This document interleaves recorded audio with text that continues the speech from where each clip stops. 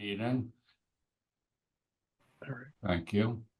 And let's start with meetings and minutes. This is a reminder to folks when it comes to December, we've decided to have 2 meetings rather than 1 meeting to deal with the budget. We changed the dates of the meeting so that they're 2 weeks apart. Jason wrote to folks on the board. It'll be posted that there'll be 2 meetings in December. And then we have 1 set of minutes that John reviewed and shared out to folks. Can we have a motion to approve the minutes from August 14th? So moved. And is there a second? I second. Thanks. And Bianca, you Yes. approve? Yes. John? Yes. And I do as well. Thank you. There's no chair's update. I have nothing to say, and we'll pass it on to Jason for the director's update. Thank you so much, Warren.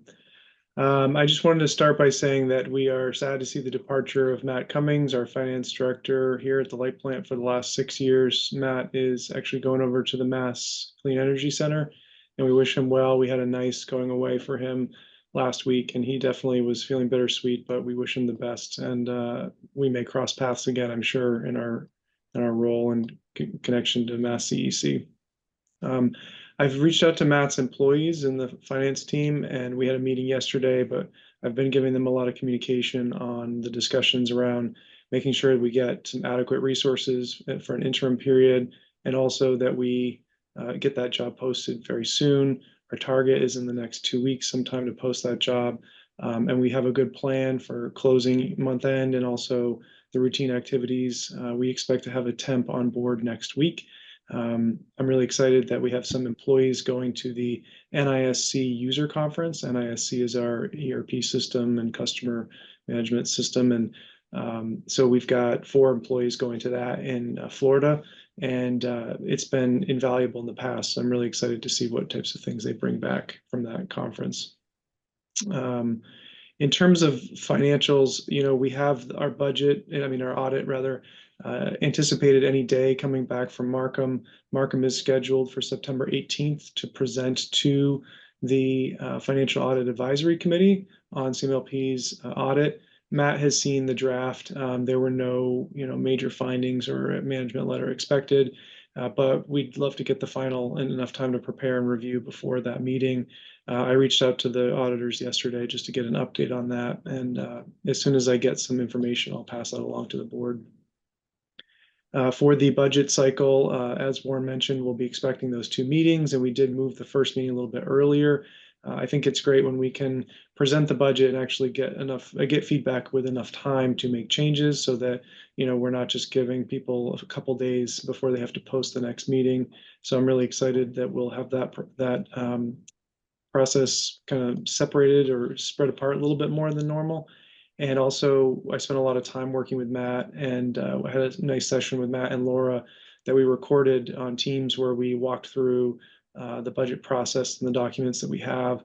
I've been a part of the budget development for the last couple of years for capital with broadband, and I feel pretty comfortable that we're going to be able to meet all of our deadlines and achieve our goals for the budget process.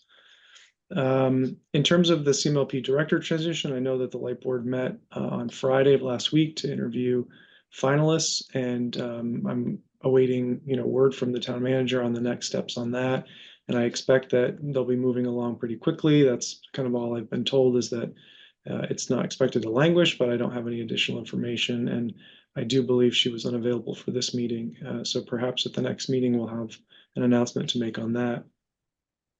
The market and equity adjustments that were mentioned at a previous meeting have all been approved and are going into effect shortly. I believe that the payroll that is going to be paid tomorrow was missed, but it'll be the next payroll, and it is retro to the date that it was approved in August. So I'll be excited when I hear that it's actually in and we can communicate to staff what their values will be. But I really appreciate everybody, all the senior managers at CMLP who worked so hard to get good information and market data, as well as the town manager and HR for supporting that initiative.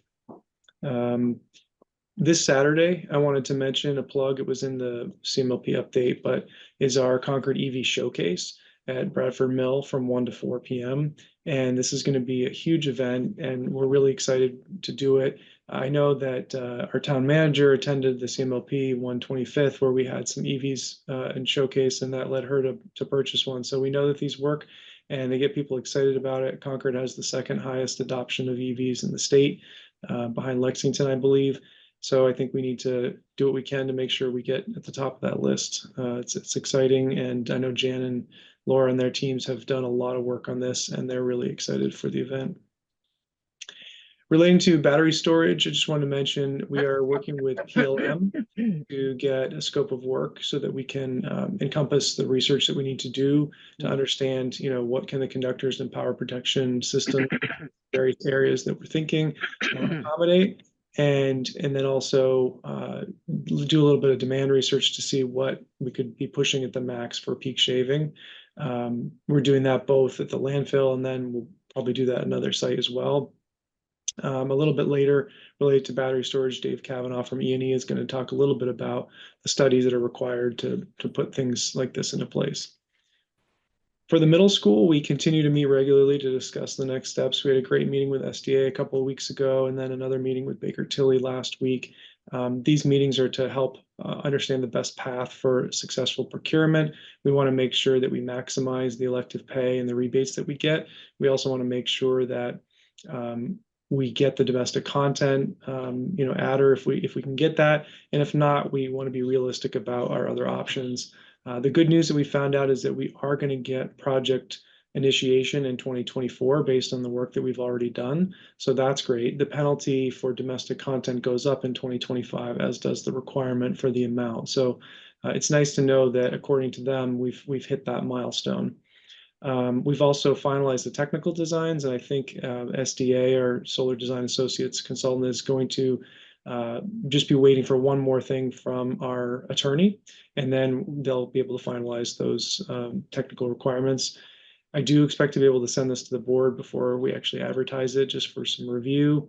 And we're trying to do this as a turnkey solution. Initially, we were looking at using Chapter 164 to purchase and procure the materials separately to make it a little bit easier for the bidding process. But looking at the risks of that, the potential need for storage for some of these devices in the long term, and then also just the number of contractors who would be willing to install our materials and still give it the same warranty. We just feel like it's going to be a much higher success if we do this as a turnkey and go formally out to bid. So that's the process that we're going to be using.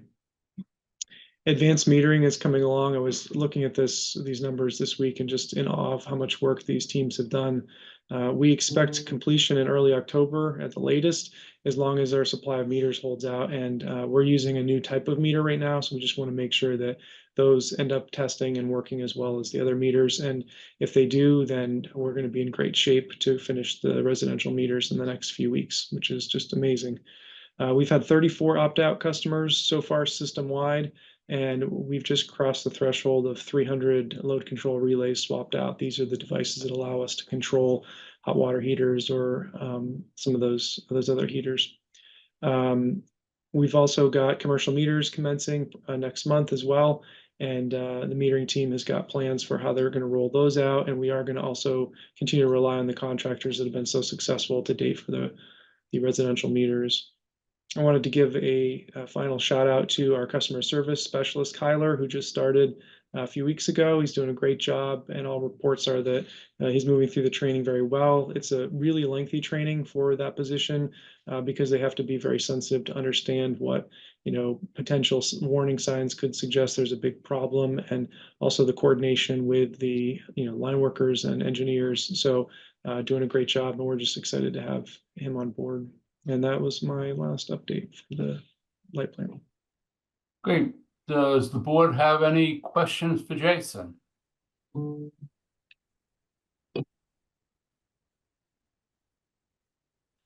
I have one on the middle school project. When you go out to bid, how long do you expect the bid to be open for folks to bid into it?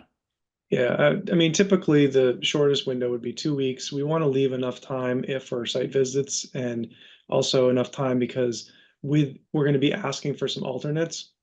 So for an example, we're going to say, give us these specifications. And then we're going to say, now give us those specifications where you can meet and guarantee a 40% domestic content provision so that, we can then determine which path is going to be better. The domestic content is going to cost more because it's going to be more reporting and work on their end. And then also the raw materials are going to cost more. But if it gives us a lot higher benefit in the end and it's worth that risk, then we'll go that route. So they'll need a little bit of time. So we're imagining probably in the 4 to 6 week time frame that we'd allow that. So it'd be on the street for a little while. We'd have an information session or be able to schedule those for people who want them to get up on the roof and take a look at everything in the infrastructure so that they feel comfortable with the bid that they're submitting. And then a little bit more time for them to work with suppliers and everything. But this would be comprehensive: the battery, the canopies, the foundations, the racking for the roof, and the modules for everything.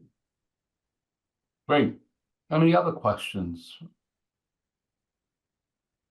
Well, let's go to the broadband report. Thank you. I'll mention we had a great month for installs. I think they did 16 new ones, and these were tough. We're working on scheduling some detail work, so we should knock out a few more in the next week or two. I just really want to touch on one really big project. This weekend, September 7th and 8th, the broadband team finished a network upgrade that's been planned for 3 years at this point. This did not impact any broadband customers. There were no outages. This was a town network upgrade, which the broadband team also manages.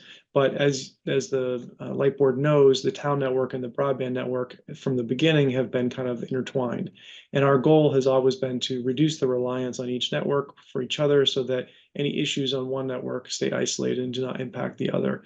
In the past, we've had an outage where something on the town's management network caused a problem on the broadband network. So this was the last step in completely isolating those things so that we have nice firewalls, literally and figuratively, between those separate entities.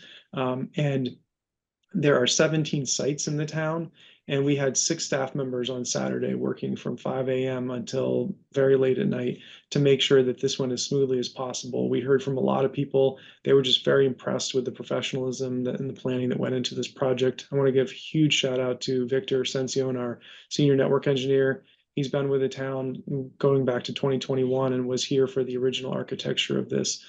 The teams did great. The IT team did a great support for everybody.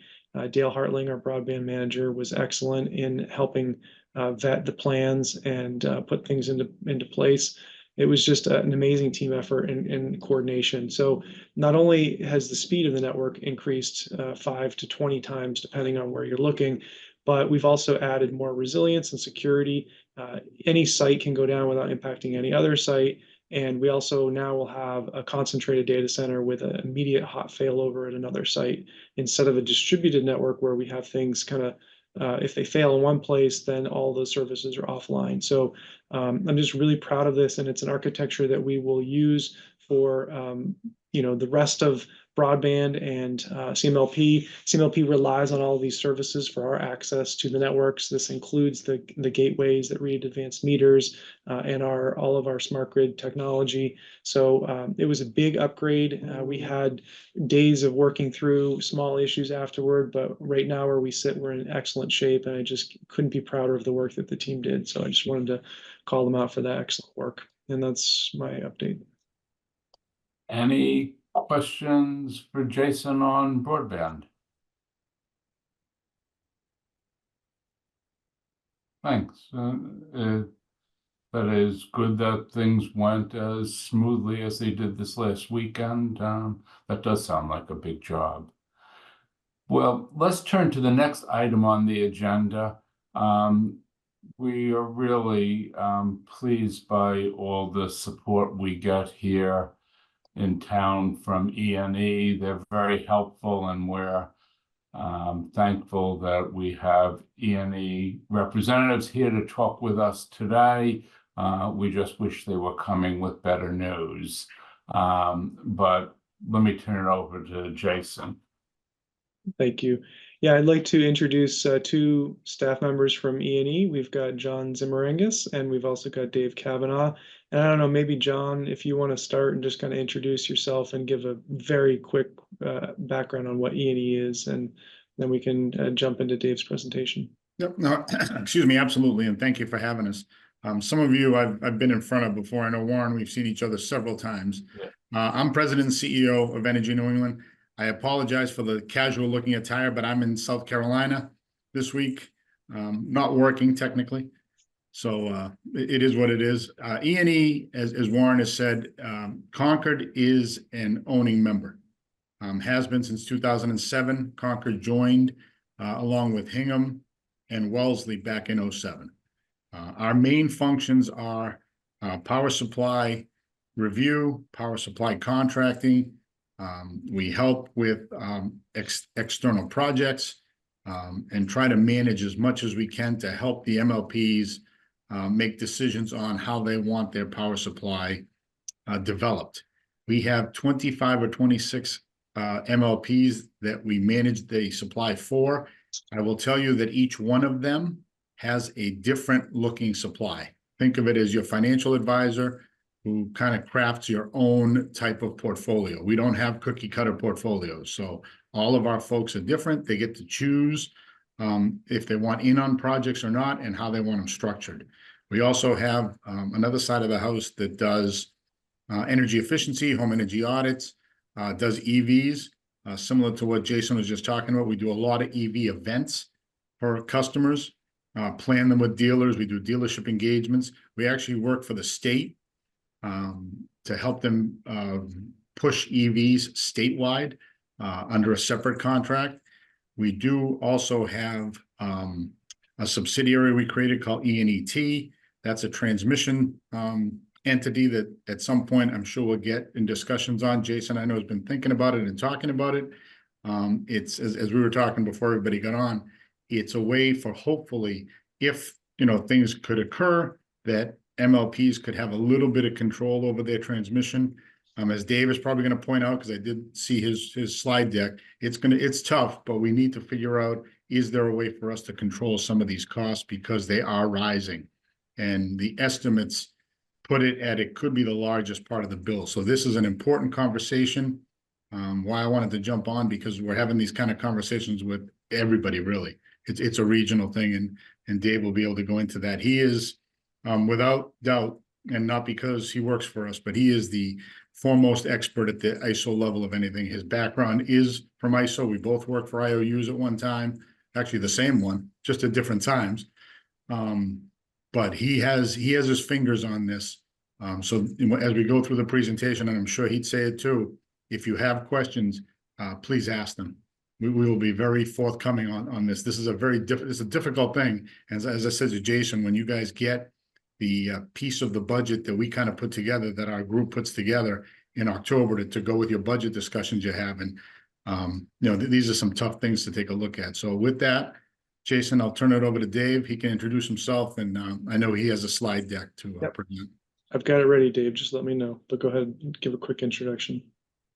Great. Good morning, everybody. Glad to be able to participate today. Really appreciate the invite. Dave Kavanaugh, Senior VP of Regulatory and Market Affairs at E&E. Also, I serve as the Executive Director of E&E Transmission as a separate role. My primary role is to manage your position and 20-odd other MLP positions and a new pool process at all the committees, from the participants committee on down through all the technical committees. And as Jason and Joe know, also support interactions with ISO on behind the meter resource interconnection, all the processes that the ISO has that we have to comply with to participate in the market at each level. So I'll leave it at that high level and allow us more time to discuss the slide deck. Well, again, good morning. So slide deck today, I put this together based on a discussion with Jason. There's a phase 1, phase 2 equity agreement in there. I took that out from the deck, but I'm going to speak to it. because I'm concerned about time. I want to manage our time here, but I can speak to that now. I have it updated. I can send it to Jason for your records. So let's go to the next slide. So you saw the slide deck perhaps in advance of this. We have regional network service charge. That's the transmission charge, the monthly cost. They continue to rise. The rate right now, effective January 1, 2025, is $185.28 a kilowatt year. That represents a $30.92 increase over the 2024 rate, which is about $154 and change. So it's also higher than the forecasted value. The participating transmission ownership committee had estimated an $11 a year rate increase. It jumped $30 year over year. Half of that was due to the true-up requirement, and in that when you set the rate for 2023, you use known values, the 2021 total transmission RNS loads. That set the rate, use that load, divide the revenue requirement, that the rate is set. What we're seeing is a pretty good drop in the 12 CP, the 12 critical peaks that are measured during the year. So when you get to the actual delivery year, 2023, they under collected. They have to do a true up in the following year. So about 52% of the adjustment, or $16.21, was related strictly to true up on loads being lower than the test year in which the rate was calculated. After this next point, I'll stop, take questions here, but the RNS rate forecast for the coming years is, as it says here, for 2026, 185 kilowatt year, 2027, 184, 2028, 197, and 2029, 217. We would anticipate those forecasts to be just bogeys, and depending on how the 12 CP loads come in, we'll see some movement around those numbers. So first slide on regional network service. Pause there for any questions before we move to the next slide. Yeah, this is Warren. Can you explain the reasons why they're projecting such high increases in future years? Because one would think with greater penetration of EVs and other electrification, the load would be going up rather than down. Good question, Warren. And so what we're seeing here is we have about $12 billion of transmission that sunk since the early aughts. Right now, we're seeing what's called asset condition upgrades. And if I look at 2024 out through 2029, they're averaging about $700 million a year. And that is for good utility practice. Transmission owners are fixing, bad poles, falling cement base, foundations, reconductoring systems that are over 100 years old. So we're seeing a lot of investment under the asset condition upgrade.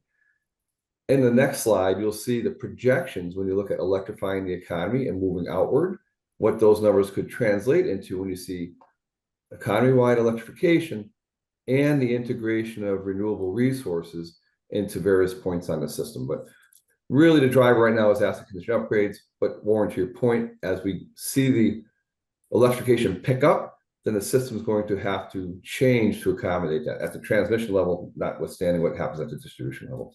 Hopefully that's responsive to your question. Yeah, thank you. Any other questions? So just, yeah, I mean, maybe it's on the similar. Cameron, if you could introduce yourself too, so. Yeah, sorry, Cameron McKennett. I'm the select board liaison to Concord Light Plant, and I also, in my day job, I work at National Grid. Okay.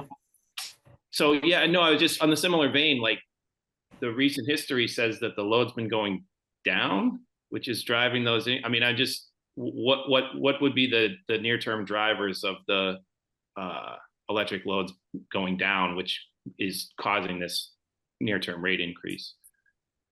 So good question, Cameron. And so, at National Grid, all the IUs have super large penetrations of behind meter solar PV. If you look at the region, we're picking up about 1,100 megawatts a year, which is way above the projected penetration levels. And so you look at the loads, they're coming off for that. And you can argue certainly that as more penetration comes in, the peak moves out later, they'll be less effective. But right now we're seeing a lot of penetration from solar, not a lot from battery, as you know. Hopefully that picks up over time. MLPs have been super good at using behind the meter resources to clip their peaks. We're not the biggest player in the room, but we have an impact. And so the downturn is primarily loads have come down a bit. It might be more efficiencies that are working into the system relative to 2021, when they used the 2021 actual loads to calculate the rate based on the revenue requirement, right? 2021, use actual data, jumped to the 2023 forecast, loads came down. It's hard to say, frankly, how much of an impact it will be next cycle. Depends, and this is as the adoption rates keep getting adjusted, the state adoption rates, it's going to drive the behavior. And we don't know how quickly the hockey stick on electrification will pick up. And it's going to be a moving target. Great. No, that's really helpful. Thanks for that additional context. Sure, absolutely. Any other questions? All right. Kind of covered this here from memory, so I was off by a little bit on my asset condition upgrades. RNS rates, generally the RNS rate is reflective of reliability. That's a regional system plan requirement, where every year you look at the forecasted loads. ISO does a 10-year transmission regional system plan currently, and they look at thermal overloads, and they then have a needs analysis that they identify those needs. They kick out a solution study, and then you move on to, does that become the IOUs? If it's 3 years or less from the report, that becomes by default IOU work. If it's beyond that, it's an RFP. We've had one RFP ever in the region, and that was for the Boston upgrades related to Mystic retiring. So it's reliability builds and it's asset condition upgrade projects. And again, the asset condition upgrade projects are primary drivers in the next coming years. I pulled down the asset condition upgrade list that the IOUs provide, and just at an average over the period up to 2029, it's about $860 million a year. Another key driver coming our way is in July, actually July 9th, FERC approved the ISO New England NEPL joint filing on the long-term transmission planning tariff. Those revisions allow states to request projects or an economic study of a project that would allow them to interconnect resources in, let's say, Maine or off the coast of Massachusetts, large-scale projects. It would allow them to request a study to have transmission built. We expect that to take place in 2025 with RFPs released in the latter part of the year, if not in 2026. And that approach looks beyond just the 10-year horizon. They can look out 2030, 2040. There's no constraint on time, unlike the 10-year horizon. Again, we expect that the states will request a project, the ISO will study it, and the long-term transmission planning process requires an evaluation on two levels: a core evaluation, which says requested of the state, look at this project. That project should pull in along the corridor it's working in any asset condition upgrade projects that were otherwise identified, any RSP, regional system plan reliability projects that are identified, and look to provide the region with a benefit to cost ratio. So you have asset condition, regular reliability build, and the state sponsored resource interconnections. And if that cost benefit ratio is 1 or greater, the ISO recommends the project moves forward. 1 or greater means it's good for the region. It's also good for state policy objectives. Let's move forward. In that proposal, the states could say, great, thank you for the feedback. But we, the states, have decided to carve out just the piece that's not asset condition based or RSP based, our state piece. We're going to charge that separately. We're not going to put it into RNS. We're going to allocate it on state boundaries. They can do that. Absent that decision, a project that has a benefit to cost ratio greater than 1 that moves forward without anything broken off goes to the RNS. We would see that show up in the RNS rates. The other approach is an alternate approach, which says the benefit to cost ratio is less than 1. The states can still choose to move forward, In that case, they must pull out their piece, and then the states can decide how they allocate that. In both instances, when the states break off a piece, they must file that requested transmission cost under a Section 205 of the Federal Power Act with the FERC, as the allocation method will be defined in that filing. But that long-term transmission planning process is law. It's FERC approved. And we will see that come to fruition in 2025, likely be in the billions for the project. Because you think about, if you're coming out of Maine, you've got to come down through the north-south interface. You want to get to load centers, whatever choice they make there. Or if you're coming up from the coast, that's going to take quite a bit of infrastructure work. So that's a coming, driver to additional R&S costs. And lastly, we did have the ISO 2050 transmission study looked out to 2050, intervals of 2035, 2040, 2050 with a worst case scenario and a best case scenario. When I say that, I mean, what's the electrification look like and what's the peak load, which would be winter at that point? Best case scenario, 51 gigawatt. Worst case scenario, 57 gigawatt. That difference drives a lot of transmission requirements. So coming attractions, if you will, is we would anticipate an RFP coming out of the LTTP process. Kick off in 2025. I expect end of 25 into 26. We should see those RFPs kick off into the region. Likely based on their duration further out in time, there'll be competitive solicitations, not just a default as is required in a tariff. If it's needed 3 years or less, it defaults to the investor-owned utility that has the responsibility. Pause there before I go to the next slide. Jason, next slide, please. Just a history of where we are on transmission rates. You see down in 26.1, used to be that the rate was effective June 1 until the new rate design came in place. So June 1 of 2012, it was $75.25 a kW a year. We're currently at the 185.28 a kilowatt year. And now the rate is now set on January 1. So that the red top part is the projection out to 2029. So that's the growth of the regional network service charge rate year over year. And the bottom just a change, the delta change between each of those years. On the right, the 2050 study projected costs. And again, this is based on expected resource mix, expected loads, and what the transmission requirements would be as a estimate, not including a lot of other components. If you get to in 2035, if the electrification picks up to where you're winter peaking at about 35 gigawatt, it's additional $6 to $9 billion of transmission investment. You can see here for 2040 at about 43 gigawatt, it's an additional 11 to 13 billion. And then, as I mentioned, there's the worst case scenario and best case scenario. Out in 2050, if you're at 51 gigawatt, it's an additional 16 to 17 billion. And lastly, worst case scenario, meaning huge electrifications, economy-wide, you're at about 23 to 26 billion of additional transmission costs on the rate base we have today. As they say, there's no transition without transmission. And so to be able to move all the electrons around to all the different spots under a heavily economic-wide electrification, transmission is going to be needed. Interestingly, if you look at these costs increase over time, look over a 26-year horizon, at a 51 gigawatt winter peak in 2050, it's about 0.62 billion to 0.65 billion a year. And for 57 gigawatt, 0.88 or 1 billion a year. The average cost since 2002 to 2023 for transmission is about 0.77. So it's kind of in range of where we've been spending on a yearly basis.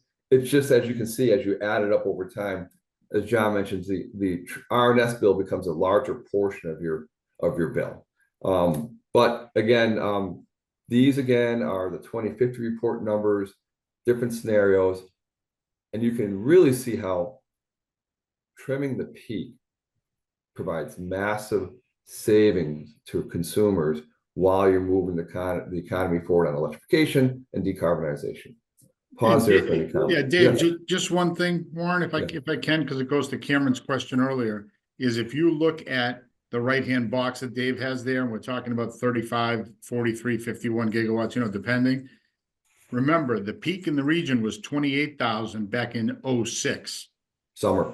Yeah, and that was a summer one, not a winter one like we assume is coming. So just from a relative term, if you take a look at, call it 10 years from now, you know, what did we hit this summer? I think we hit 24 and some change, something like Yes. that.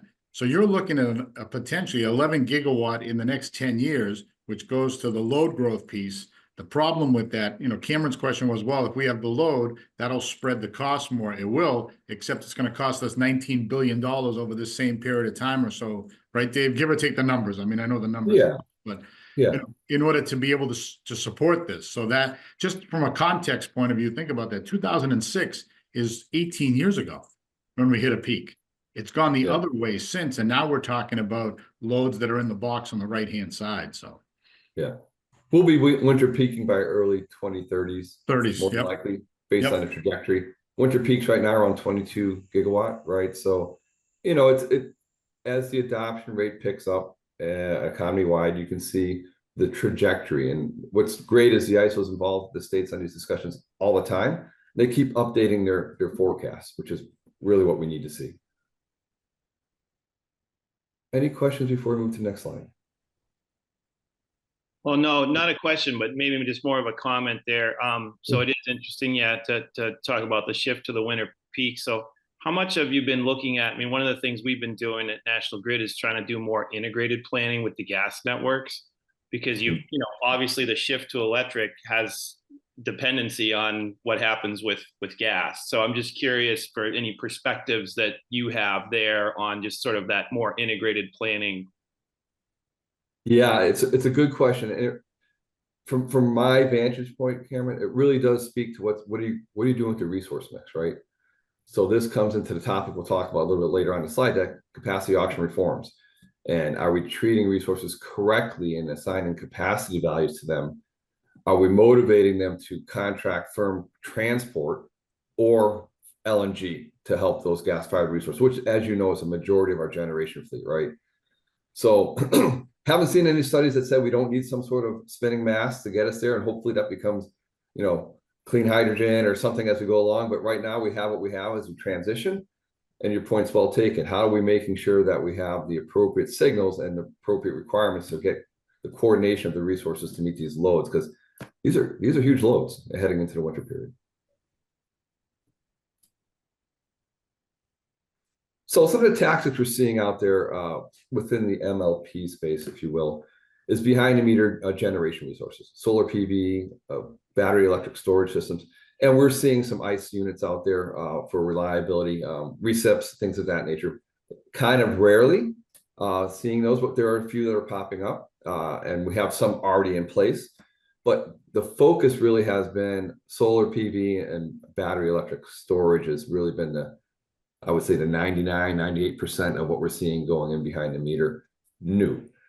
Of course, other components of really helping reduce your RNS exposure, and we think about this, we don't only reduce it for ourselves, we reduce it for the region, because these all go into the loads that calculate the rate, go into the loads used in the long-term forecast process to set the capacity market requirements, as well as in system planning. So every load you drop has a value across multiple dimensions. That's why demand response becomes very important. Controllable devices, and my project is perfect for that. And then, of course, it's device control as well as process control. And Noel's group, Noel Chambers from E&E, when looking at process and what programs we can use to help integrate a larger component of demand resources to participate and help you all reduce your costs and help the region reduce its costs overall. And lastly, John mentioned this, there's always, you know, in the market, a physical hedge aspect, right? So you can own, well, we're trying to get such that MLPs can get a piece of ownership transmission.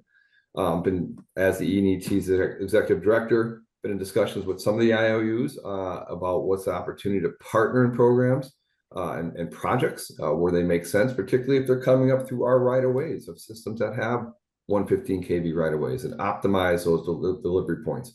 So we're in those discussions for the last year off and on, certainly talking to merchant players as well. when the RFPs come out under the long-term transmission process, that's going to be open to everybody. So we look at the value you all could bring in community engagement, helping get transmission through the right-of-ways we have ownership to. But lastly, any involvement of that would provide a really good physical hedge to the MLPs, in that low-cost capital MLPs have federal rate of return on 1107, I think, is the rate of return for transmission. If you have a 4% capital spread and a debt at 7% spread, you can use that to go into your rate stabilization fund or whatever it is to help you offset some of the costs you would see. So physical hedges are also possible in that space, but by and large, municipal systems have not been successful, but we're looking to change that, and our discussions have been very helpful. Bianca. Sorry, Warren. That's Hi, well, thank you so much for this. First of all, I feel overwhelmed with all this new information that I'm getting that I will sort through in the coming days. But one question relating to building out new transmission, especially in terms of this physical hedge opportunity that you've placed here in front of us. Wanted to know if there has been any discussion or if anyone is aware, and I get it, this is a very new innovative technology coming out of a few MIT researchers called VEIR, VEIR. yeah. I've met with them, Bianca. We were up there actually early on, and they've got a demo project up in Woburn that they're running. I think Grid's looking at something for a pilot project. We have taken a look at that. It's an interesting concept. The technology of the type of wire, the smaller, I used to do pipe type cable downtown in Boston. So the nitrogen piece is part of what we used to cool, some of the downtown network with. It would be very different because you'd have nitrogen canisters, somewhere on the system or on a pole or so on. Yeah. Again, I think, we're only going to get here with technology, right? In some form, and it's probably going to be a lot of different things, but they have put together something that's at least worth following and seeing what it is. What we were trying to get was say, what's the cost per mile? Because if you think about it, right, if you could run the VEIR type, and what this is more of a different type of conductor, the way that they built it, that's cooled by nitrogen potentially throughout the strands.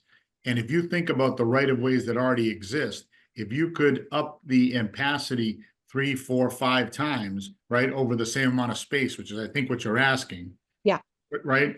You can basically take those anywhere where you can take a telephone pole. Exactly. Right. And if the ampacity level goes up by the factor of 3 or 4, let's just say, to be conservative, they thought it might be a little higher. It might be 100 or 1,000, yeah. Right. It just depends.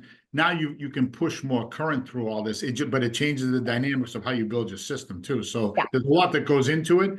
But no, the good news with E&E and the way we're structured too is those kind of opportunities were brought to us by actually a former state senator who now is at the Engine in Cambridge, Ben Downing, who was the chair of the what is now the TUE way back when, and we've been friends for a long time. So a lot of times, MLPs are places where things like this can be tested and piloted, right? Because we can do it with a stroke of a pen as long as everybody's on board. So we try to get those kind of things up and see if someone wants to test something like this. Reading has thought about it because they're right up in that area. So Greg's talked to them too. We've worked with him on, he's the GM up in Reading.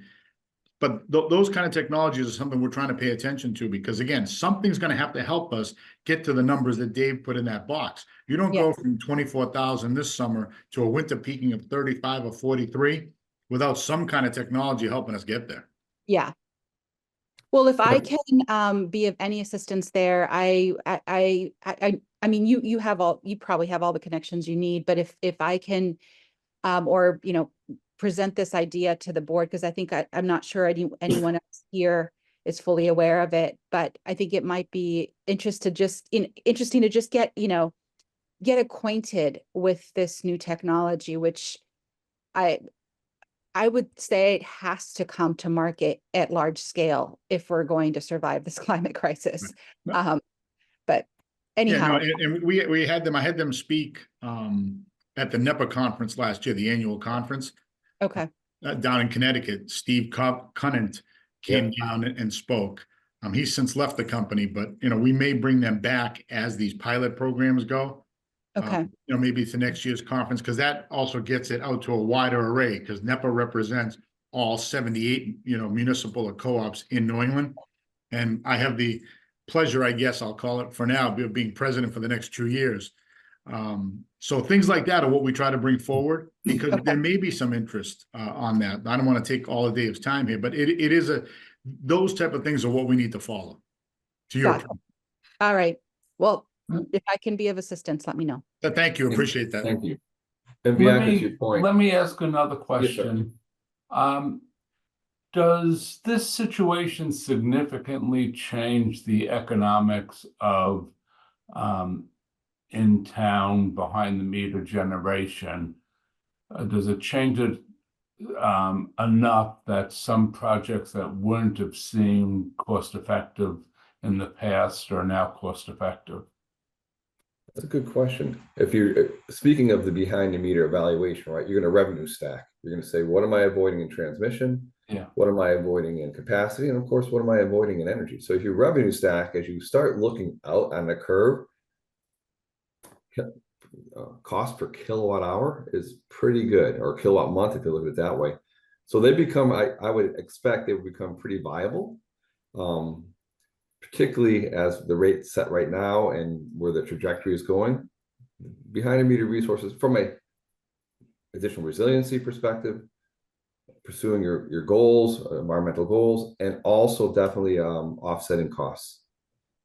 Okay, thank you. John? Yeah, I guess maybe just to add to that question, or maybe to follow up on the question, an important element of that is going to be the impact on the 12 CP, right? And I think that, to me, that's one of the challenges with some of the behind the meter resources. Some of those resources probably there's going to be diminishing value in terms of the reduction that they provide with respect to reducing the 12 CP. John, and that's exactly it. As I mentioned, as you increase the penetration of solar, you push the peak further out and solar becomes less effective at hitting those peaks. The other part is, for the group, is everybody's been struggling trying to hit the peak. Why? It's so tight now because there's so much behind the meter stuff going on that it's 100, 200, 300 megawatts spread. And so you're running your resources more often for a longer period of times to capture the value. And so E&E has been leading the discussion with ISO for over a year of increasing the amount of real-time data that's posted on their website to help us and developers be more efficient at hitting the peak. And so in 2025, they'll update their real-time display to be zonal load forecasts that are much tighter in terms of expectation on solar. They have the data, both at the in the market data and all the behind the meter data. They get in a flat file from the IOUs under what's now PP12, but they're really doing a fine job at increasing the data. We want more because the load on the website you see is really just a sum of gen and ties, right? But it doesn't have the telemetered resources. What it's missing is over 1,000 or so megawatts of what's called settlement only generators, which are not metered in real time. So the load can move 1,000 megawatts up and settlement happens over the next 90 days. So it's really hard to hit those peaks. We're working hard to get that data, and then you can take the data they're providing. We know what the missing pieces are. In fact, I got them to publish that in aggregate value every month now, the missing settlement data. So you can start machine learning and tune your process to get more effective at hitting those peaks. So John, you're right, it's 12 CP. And the FERC ruling 2 years ago allowed us to put behind the meter resources without reconstitution was huge. The IMM, Internal Market Monitor, said, boy, is the 12 CP still the right thing? We think it is. If you change it, it changes the economics of your behind the meter resources. It's an interesting, situation. David, so we have about 5 more minutes All before we have to move on to other topics, so you should move on here. I'll mash the pedal. One last thing, Bianca, on the GETS grid enhancing technologies. Order 881 on dynamic line rating. There's a lot of stuff coming that's going to help us out, but certainly one you mentioned is valuable. Order 2023, huge changes to the interconnection process. We're going from a serial queue interconnection process to a cluster study. The shortcut is it's suspended right now. The implementation is suspended. The FERC order was expected August 12th. It didn't happen. ISO has suspended that activity right now. It's back to the active tariff. What does that mean? It means that it takes 460, 470 days to study an interconnection. The problem is people come in, get studied, find out their upgrades are too much, they drop out, have to restudy everybody that's been behind them. So it really makes the process difficult. This reform will put everybody in one study it, allocate the upgrades, and then projects like yours, the affected system operator studies, can track alongside of it, pick up the base case, the upgrades, and come back in. What we find is affected system operator studies, which your project would fall into, can really get delayed year, 2 years, because the queue keeps changing as projects find out where they are, the costs drop out, and you have to restudy. So we're in a stand down right now. We're actively, I've got 12 projects in that space right now across different MLPs. Yours is coming into that space. We're going to work our way through, but Order 2023 reforms, when enacted, will really be efficient in helping us move forward on interconnecting resources, particularly the smaller resources that have to pick up a share of the interconnection upgrade costs. Jason, we should probably just move on real quick. Let's just move on. I just gave it a highlight on that one. That's capacity auction reforms. We're going from a 3-year, 4-month forward market to a prompt seasonal market. We've suspended FCA 19 auction until sometime in 2028, 2027, like a 3-year suspension, while we're working on a redesign of the market. It's a huge undertaking. Having spent 13 years inside the ISO, working in different departments, and having managed capacity resources in the market for NRG and otherwise, this is a huge change from not only the market design, but to the qualification process, which ties into interconnection process. For us, the benefit's going to be resources from the market have a better view at what their obligations are closer to the delivery period, and if you need fuel, you can contract fuel on a closer time horizon than 3.5 years back. It also will be seasonal. Resources will be qualified based on their delivery capability in seasons, which is different than a whole year spread. So it's a really good change, massive undertaking. There's a lot of moving parts still in terms of, we have the core objectives.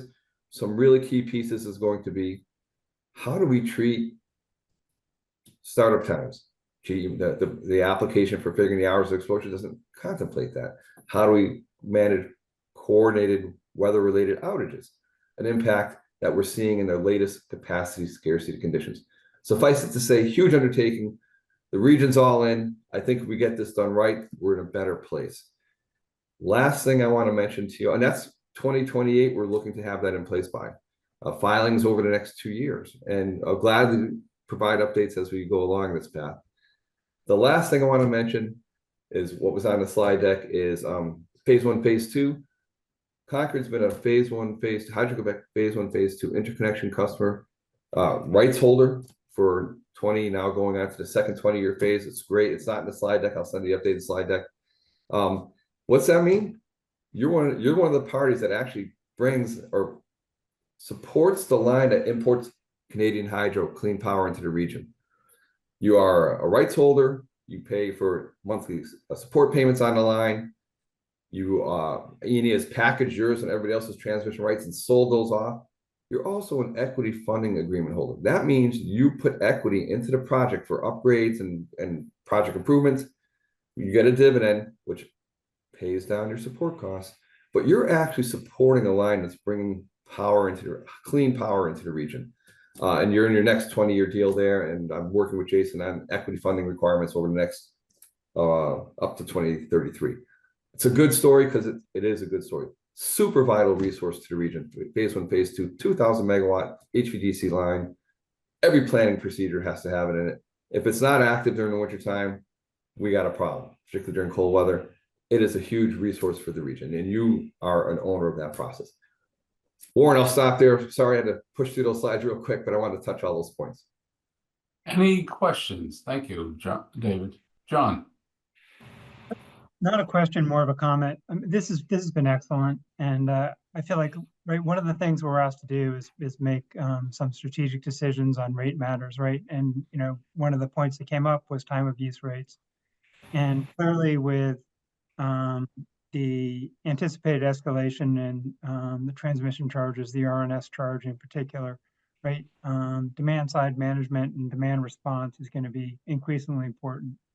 So I don't know if what our arrangements are with E&E, but I feel like more frequent presentations to the board, you know, conceivably quarterly along this line would be really helpful in terms of making sure that board members are up to speed in these issues and are in a position to kind of make informed decisions. So thank you so much to Dave and John. This has been excellent. Yeah, and John, to that point, you know, we're always available. There is no agreement or whatever. It's when you need us. I think the easiest thing, similar to this one, was, you know, Jason looked at it and said, geez, a transmission kind of update, transmission rate update was the right one, you know, for this particular thing.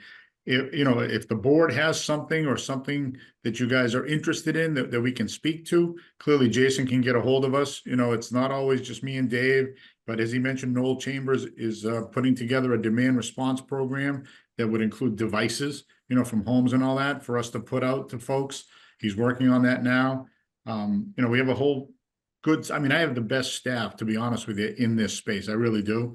So as you guys have either questions or something you want to know about that we can help fill that gap, we can easily jump on anytime you need us.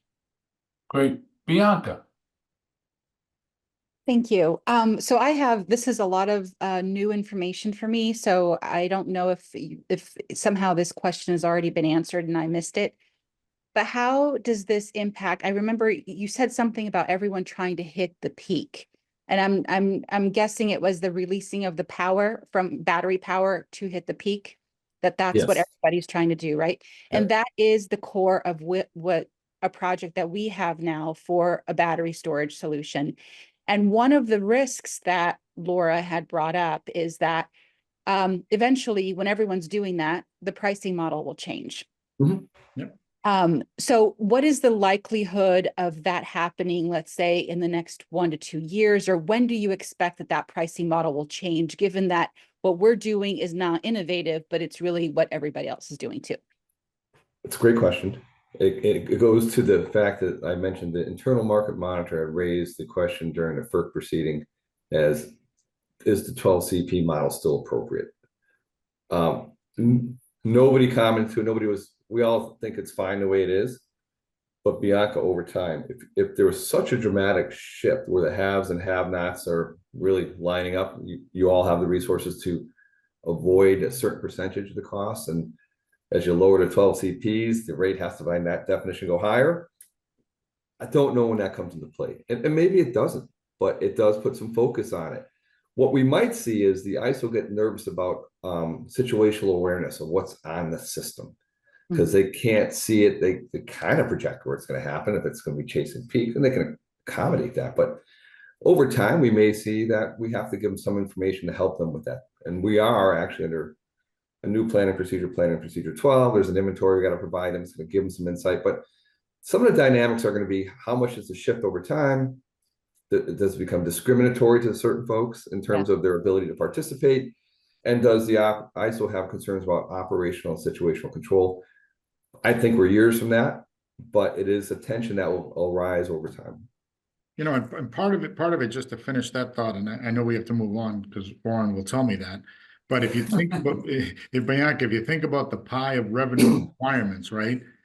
That pie gets shrunk as more of these assets are on and so on. So you are 100% correct that the economics do change. But to Dave's point, we're not sure of the when.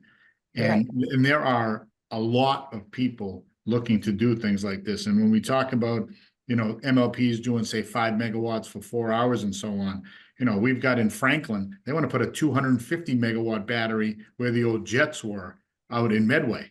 You know, so there's a lot of things like that will definitely shift everything. The other thing is, you know, from the time I started, which is now a long time ago, you know, the peaks were at 3 or 4 in the afternoon. Now they're at 7 or 8 o'clock at night.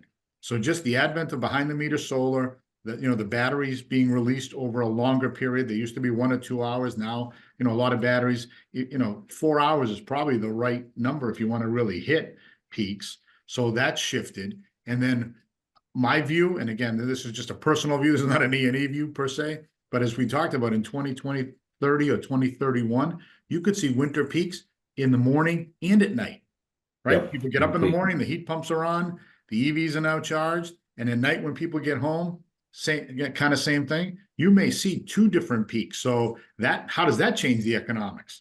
And we're not that far away. 2030 sounds like a long way away. It's 5 years away. In this business, that's not a long time to figure out what to do. So Warren, I'm going to stop because I could go on forever, as you know. Yeah.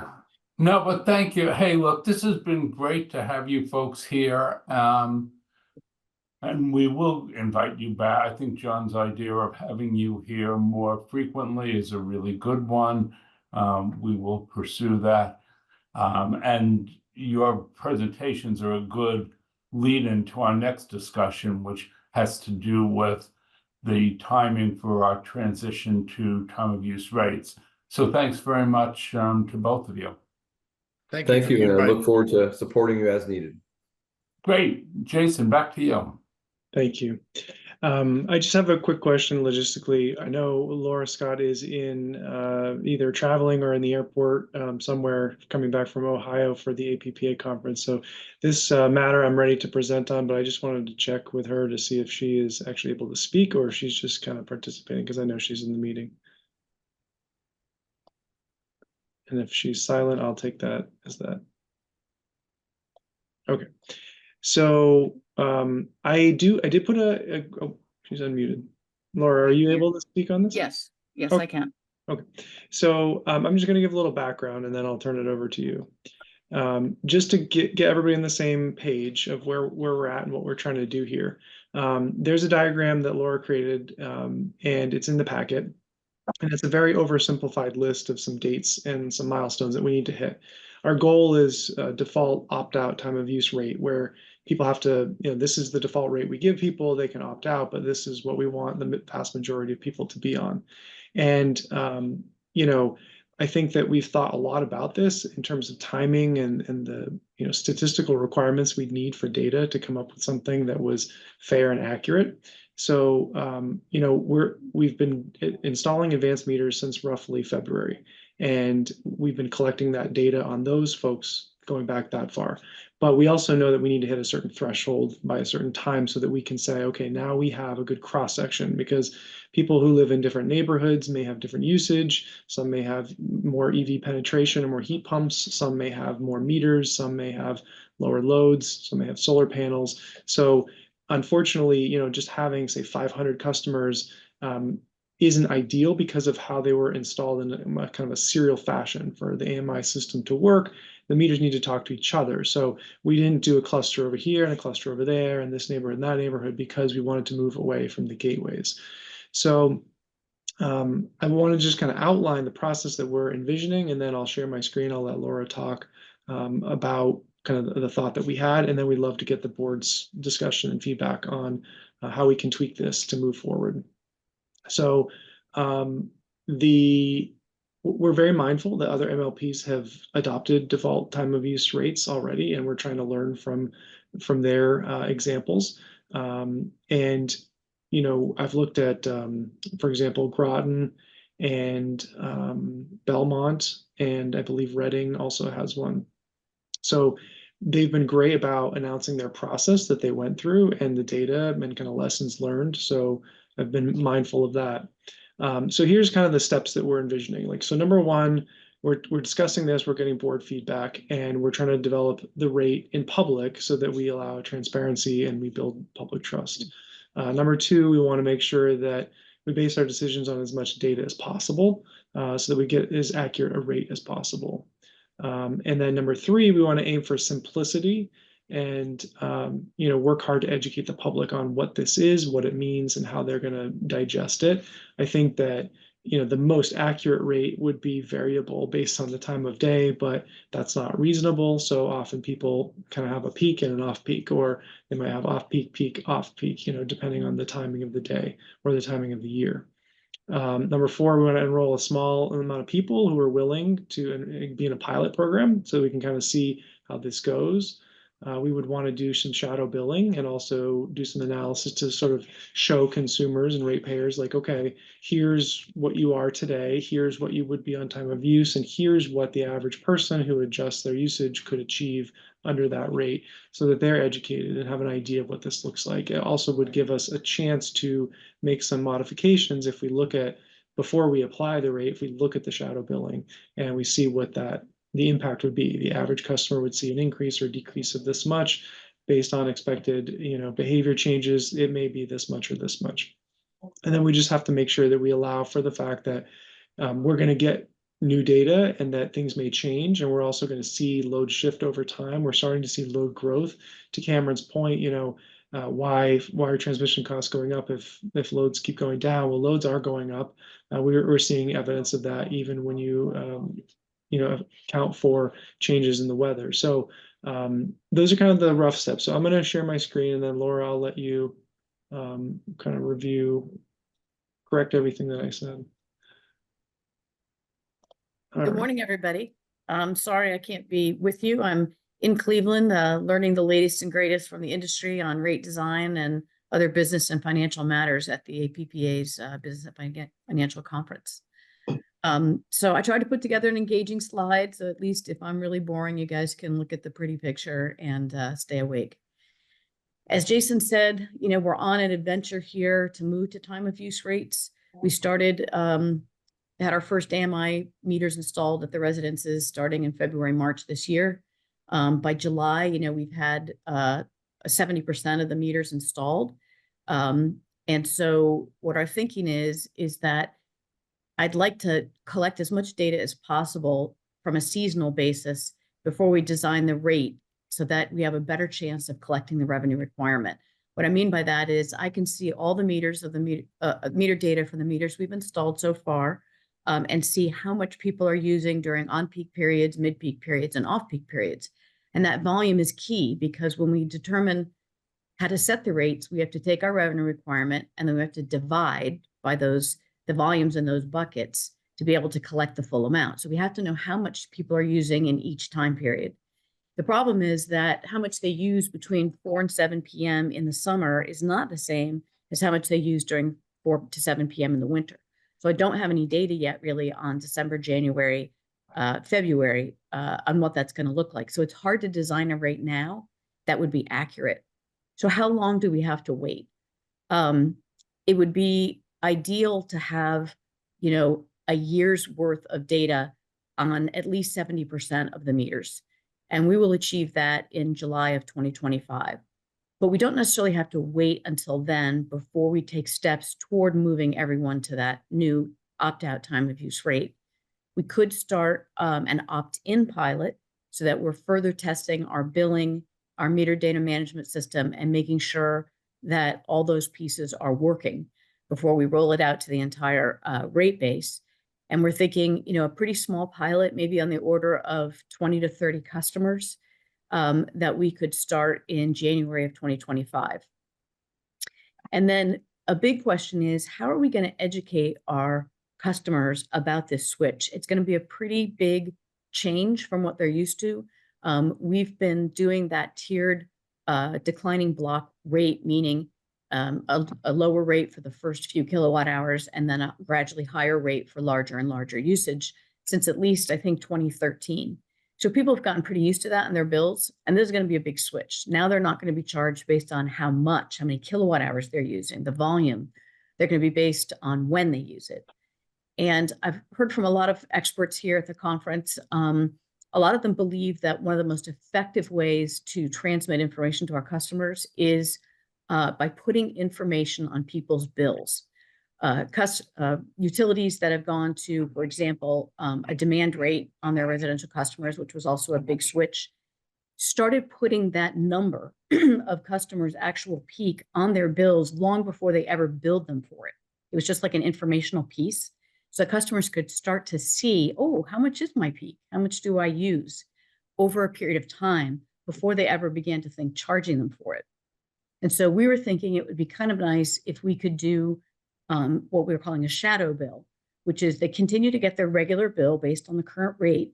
But alongside that, we show them an alternative bill that they don't pay, right? But that says, if you were on the time of use rate, this is what your bill would look like. So that they begin to get information in advance of the actual rate change. Now, we've had some conversations with NISC, our billing provider, and their advice is actually to not do that. They said that it leads to a lot of confusion on customer parts. And, you know, even though they try to really make a difference between the bill they're supposed to pay and the informational bill, people get confused and sometimes pay the informational bill. So we'll have to make some decisions about that, like what's actually in the best interest of our customers, what will be most effective and what will lead to the least confusion. But I feel like we should be starting to transmit that information to customers during 2025 so that they can start to get the information that will help them understand how their bill is going to change, and maybe even some strategies for how they can proactively lower their bill through technology. So that would bring us to October of 2025, which is when I'm thinking currently we ought to do our next cost of service study. We will have the hourly data for most of the customers for at least a year. And by then, the consultants can help us determine the appropriate rates to implement in what is now being proposed for a potential January 2026 actual change to the default opt-out time of use. So Jason, if you could go to the next slide, assuming there is one.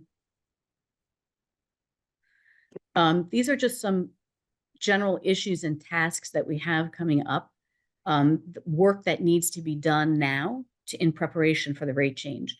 One is to actually confirm the AMI system is up to the task of billing hourly.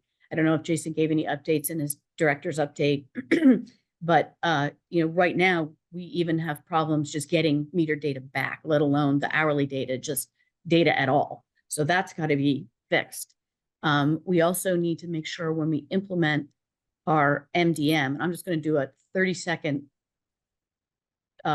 really high level explanation of what we're talking about. Right now, we collect meter data, we read it once a month, we pick up one meter read, we subtract it from last month's meter read, and we bill the difference to the customers. It's like one number per customer. Now with the AMI data, we're going to start getting if there are 744 hours in a 31-day month, we're going to start getting 744 reads for each customer.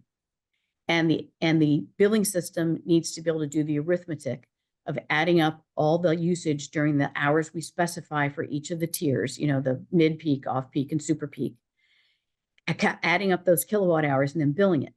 Well, there are potentials for some of those values to be missing. And if they're missing, you know, how do you deal with that? How does that impact your ability to prepare the bill? So there's quite a bit of work to be done to make sure that switching from this monthly, hourly meter reading billing practice to an hourly billing practice actually works. So we need to do some stress testing on our meter data management system. In NISC, we need to do some meter program setup. If we want to set up they don't call it a shadow bill, NISC calls it a side-by-side bill comparison. We would need to design that and program it. And we would need to figure out when we're actually going to make the rate cutover, how is that process going to work? Can we do it through a batch process? Is it custom programming? You know, what do we need to do? And then on the policy front for you all to think about is the TOU price differentials. I've presented on this topic in the past, and my inclination has been to want to create a fairly stark difference between the time periods. In other words, the price between off-peak, mid-peak, and super-peak, make it fairly large so that people pay attention. Because I've seen some time of use programs that come out where there's just a few pennies difference between each of the time periods. And people get all excited about the new change, and then they find out their bill doesn't change that much. They're like, this is not really worth bothering about. I'm not gonna alter my lifestyle just to save a few pennies. And they fall back into the habit of not looking at the bill and not making changes. So my thought was, well, we really should try to make a fairly large differential so that when we make this change, people do pay attention and they say, hey, this matters. And so I'm going to begin to make practices in my life to adjust to this. Otherwise, you're kind of boiling a frog in water by gradually increasing the temperature.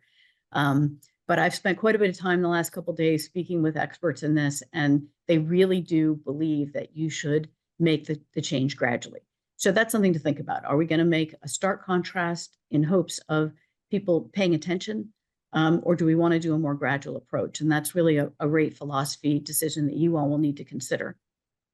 The other thing we need to start thinking about is our bill print detail and the information that we share with customers. We have made a decision a number of years ago to share detail by cost driver. So we have split out our rate, which is roughly 19 to 22 cents for residential customers, into an energy component, a distribution component, and a capacity and transmission component. It makes for a pretty messy bill in some cases, particularly for customers with multiple meters, but it does provide some information for those customers who are interested.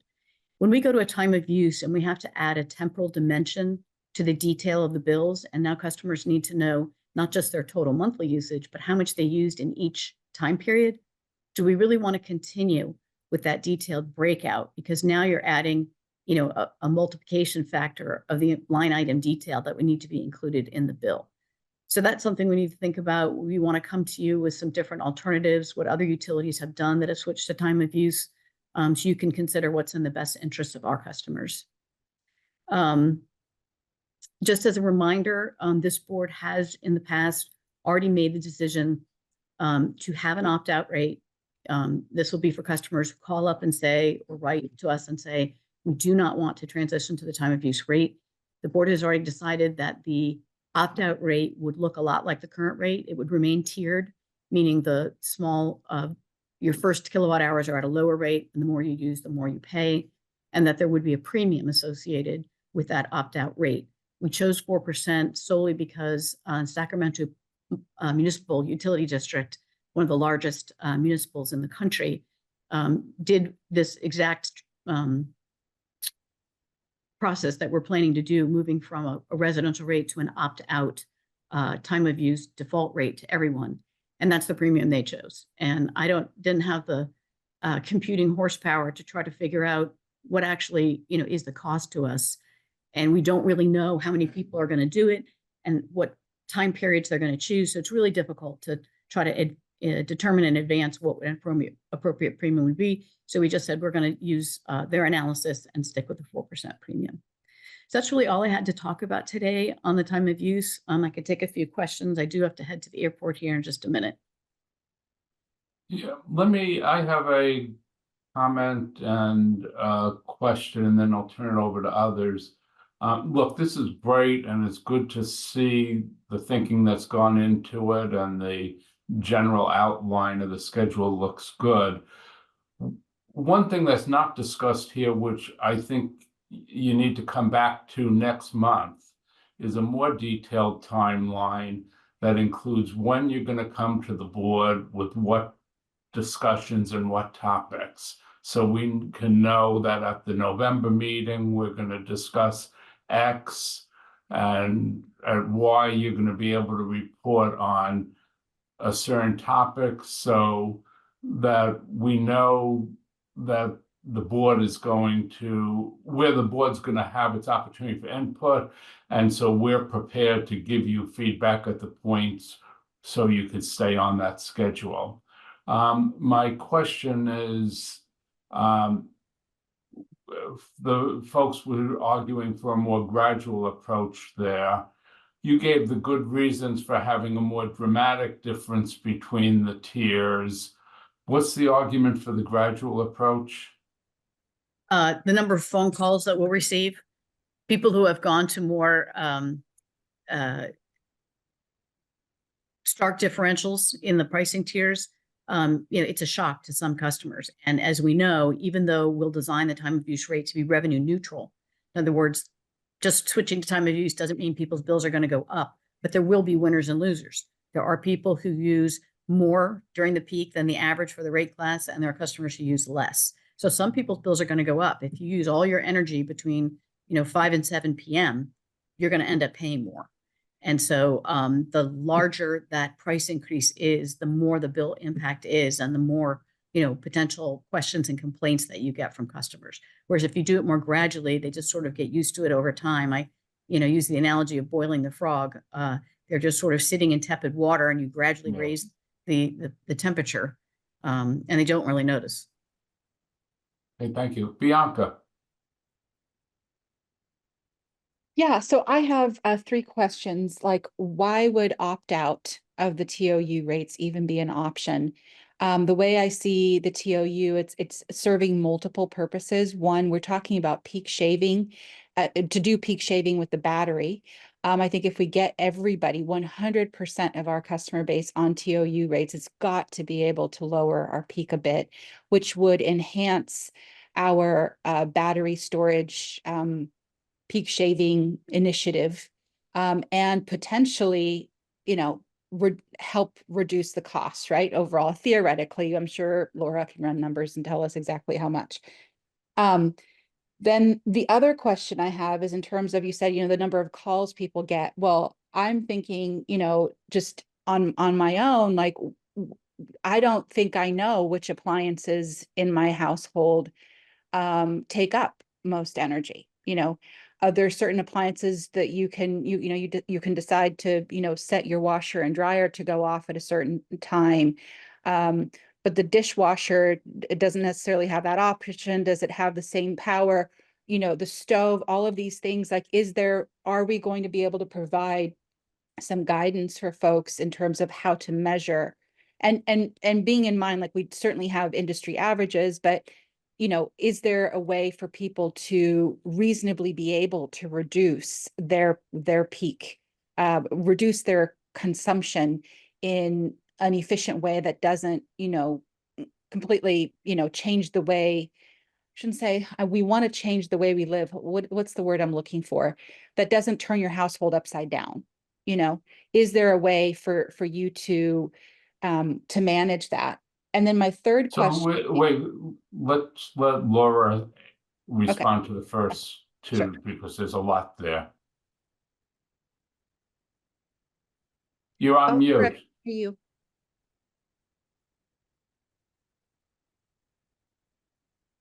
We still can't hear you. I wonder if it's the microphone. Yeah. No, we can't hear you. For you. Use sign language. I wonder if it's the All right, how about now? Oh, yep. Yeah. We're Good, that's it. Okay. Good. All right, sorry. Apparently Warren knows my attention span and my ability to retain information for periods of time, so he's trying to help me out here. With regard to why do we offer an opt-out? Well, in part because we decided to offer an opt-out on the meters.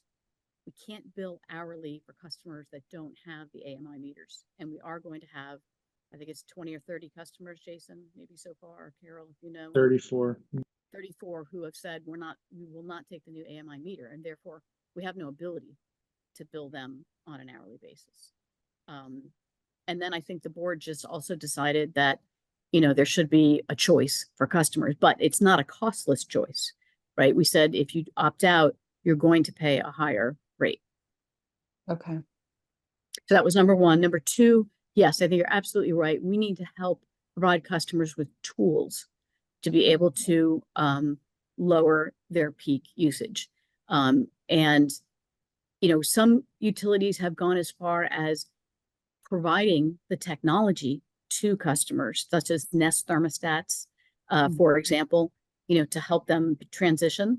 I don't know if we want to get into that business or that practice of providing some of that technology to help them, but we can certainly share the information. We can share, like, if you get a battery, here's how you could make money with that battery with time of use rates. If you have a programmable washing machine or dishwasher, and maybe we provide some information or some links that say, here's how to check whether your model is programmable or something like that. I don't know, but we definitely need to provide some tools. I agree with you. Okay, and then my third question is, how would solar interact with time of use? Because, right now the solar is, I know we have, like, it's a monthly thing. So it's the solar amount that I provide cuts off at the end of every month and it nets out. Now, Yeah. for time of use, you know, it might be certainly is advantageous to, I would imagine, if, you know, if we have, depending on if the peaks coincide with daylight, would certainly be advantageous for solar customers, and hopefully that nets out. But then there's also an equity issue. But so I want to know more about that interaction with solar, if it's netting out on an hourly basis. So that is absolutely another big decision the board's going to have to make. After years of negotiation and contention, the current net metering rate was established, and it's very unique in the industry. It provides what we call net billing, so reductions of your bill 1-for-1, but only up until the amount that you take from CMLP during the month. And the best way to describe this is an example. If you used 600 kilowatt hours in a month, but your solar, and we sent it to you, we sent you 600 kilowatt hours, but then during hours when your solar was higher than your house usage, you returned 400 kilowatt hours to us, right? You get a bill for 200 kilowatt hours.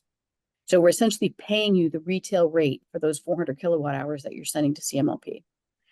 Once you go over the amount we sent to you, so let's say you use 600 in the month, but you sent us 800, you get a zero volumetric bill. You still pay the customer charge and the net metering distribution charge, but we pay you only a wholesale rate for that 200. So the question is, if we go to time of use, how is that going to work? Are we going to net within each time period? And if there's excess, where does that go? Does that get cashed out at retail? Does that get cashed out at wholesale? You know, how is that mechanism going to work? And since it took so long to finally come upon our current net metering rate, I'm thinking it may take the board and the community some time to decide how that's going to change with time of use. So you're absolutely right, Bianca. It's a big topic that's going to need to be covered. Okay. And Warren, I apologize that I think you indicated you wanted a detailed timeline, but I didn't understand that you wanted to see by board meeting, like which topics we would be discussing. So we'll put that together. This is okay as a starting point now, but and this is good background for us. So there's no problem that it didn't include it now, but we should come back to that the next time. So we'll all be on the same page in terms of where the board's role is going to be in this. John. Yeah, just a couple comments, and interestingly, they very much mirror some of the comments that Bianca offered. You know, I do feel like it's important to consider the appropriateness of the 4% premium for opt-out rate. You know, is that the appropriate number? And I realize it's hard to understand that because we're not going to have the data that we'd like in terms of, are these customers distinctly different, and are they more likely to be consuming on peak and therefore would warrant a higher premium? So just, I feel like that's something that warrants further consideration and discussion. And then agree with Bianca that I feel like if we're going to be implementing this program, time of use rates, it would be appropriate to make sure the customers have all the tools they need and strategies that they can employ so that they can really effectively participate in the program, and helping them move their energy consumption to off-peak periods from on-peak periods. So I just feel like that the light plant should really give some thought in terms of how to support that and how to enable that. Thank you. Any other questions and comments? Hey, thanks very much, Laura and Jason, for this. Seems like we're on the right track to move towards this new era, and there'll obviously be a lot more discussions in the coming months. Jason, do you think we have time for Aegis today, or should we delay it again, but put it as the first item on the agenda for next time? And Laura, have a good trip home. It's really up to you. We can rush through it, or we can give it the time that it probably deserves next meeting. Well, let's give it the time it deserves then. Okay. Sure. Let's then turn to public comments. And Cameron, do you have any comments from the select board, and then Colin, comments from the finance committee? Just wanted to reiterate that I thought everybody, the whole team involved on Friday and the interview process, I thought was great. So I thought it was very well run. I thought there were excellent candidates. And so I just, wanted to thank everybody for that.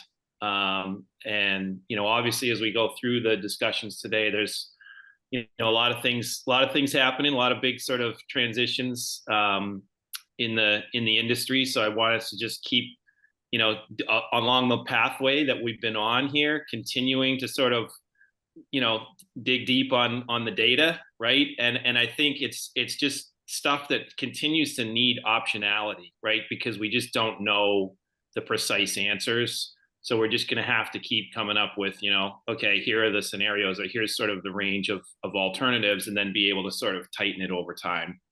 And that's just something that we're, continuing to do, like in my own business at National Grid, right? Is, the forecasts vary widely. So I think we just have to, keep our eye on that. So thanks to everybody.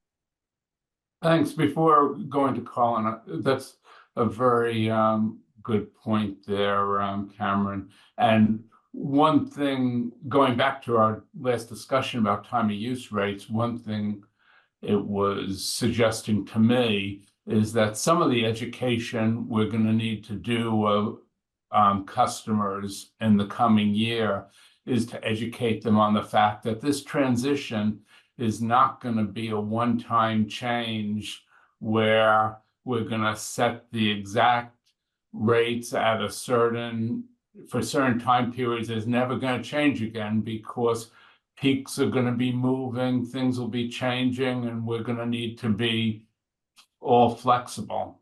Colin. Thank you. Carlin Reed, a member of the Finance Committee, but speaking on my own behalf. Want to follow up on the director's report. We didn't touch on it. The request for ARPA funds to refurbish the conduit and underground infrastructure in Concord Center, West Concord, to provide small cell and public Wi-Fi. Jason, can you elaborate a little bit more about the status of that ARPA request? That's probably more appropriate for Carrie to give an update on where it sits. She was looking for placeholders for projects. We know that in those areas, we either have no conduit and we have direct bury, or we have conduit that's failed and rusted and we can't pull new cable through it.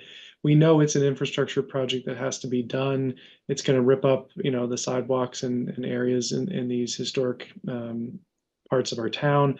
Mm-hmm. And it's going to allow for not only, refurbishing the bad wire and conduit that's there, but also allow for fiber to extend to the businesses and potentially allow for public Wi-Fi or small cell in the downtown areas, which would be welcome because there's such bad coverage over there. So the town manager thinks that this is a great use of ARPA funds. It was even discussed prior to Carrie becoming the town manager with the previous town manager. So it's always been kicking around. I think it's really just a priority decision on all the requests that come in. I know that they discussed this a little bit at the last FinCom meeting and the last select board meeting, but for the specific process, I'd be looking to her for the budget and capital process to kind of figure out where those lie.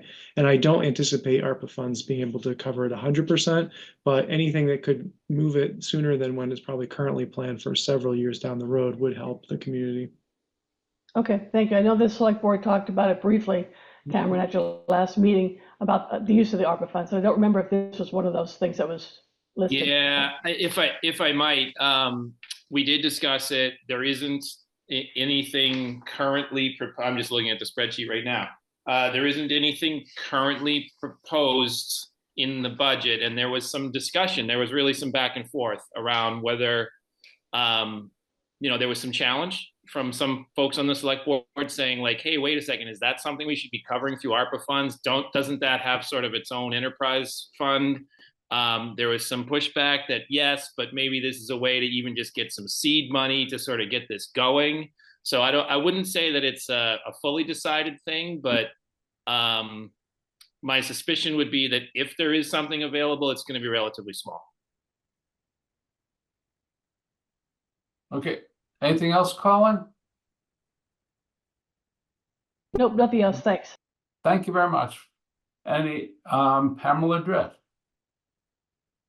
Thank you, guys. Wonderful stuff. I'm learning all these things. Can we not reinstate the rate balance fund and begin raising the rates slowly now before we know what the actual rates are going to be there? Because as we did in the past, it really helps not to have giant rate shock changes. And I understand what Laura said about, well, we have opt out of the smart meters, so therefore don't we also have to have an opt out for the time of use rates? But I think that's wrong-headed. I think Bianca is exactly right. We need to make the people who opt out of the smart meters pay the highest rate the time of use would be, because otherwise you will get people quite reasonably choosing not to do time of use rates because it will be cheaper for them. There's no way you can avoid that. I think we need to have the rates based on the actual costs. And I really like the idea of rewarding.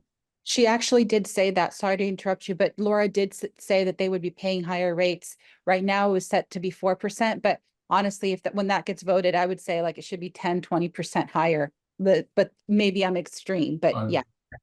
It should be higher enough that they cannot save money by doing so. And we need a lot more information in order to find out what that is. Because it doesn't matter if it's 20% higher, but they'll still save money because they're cranking out during those peak periods. You see? We gotcha, Pamela. Yeah. And also we need to reward the solar generators that I like the when they put into the grid up to what they what they buy from the town, then it's 1-to-1 retail rates, but it should be retail rates for the excess, because that means that we are buying cheaper. We don't have to pay distribution charges when we do that, and we want to encourage homeowners to put those solar arrays in. They should be able to be the little power plants, clean energy power plants that we need all over the country, and we need to pay them to do that. Encourage them. Don't pay them wholesale rates. Hey, thank you, Pamela. Thanks. We'll take those comments under consideration. Can I have a motion to adjourn? I move we adjourn. Second? Second. John? Thanks. John? Yes. Bianca? Yes. And I say yes as well. Thanks, everybody, for a very informative, useful meeting, and we'll be back again next month. See you, folks.